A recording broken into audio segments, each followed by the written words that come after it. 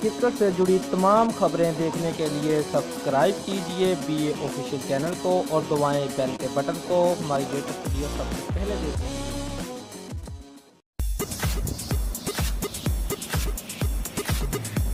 भारत में इंतहा पसंद हिंदुओं से अपनी हार बर्दाश्त ना हुई और उन्होंने ऑस्ट्रेलिया टीम की बस पर हमला कर दिया और पथराव करके बस के शीशे तोड़ दिए हैं।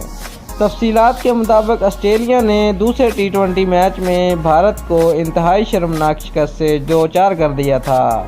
ऑस्ट्रेलिया टीम मैच के बाद होटल पहुंच ही रही थी कि इंतहा पसंद हिंदुओं ने बस पर पथराव शुरू कर दिया, जिसके बायस गाड़ी के शीशे टूट गए।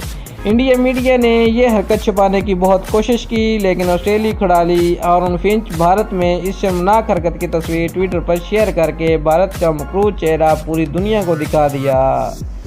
दोस्तों, अगर आपको हमारी वीडियो पसंद आई है तो लाइक और शेयर लाजमी करें और हमारे चैनल को सब्सक्राइब करना मत भूलिए। शुक्रिया।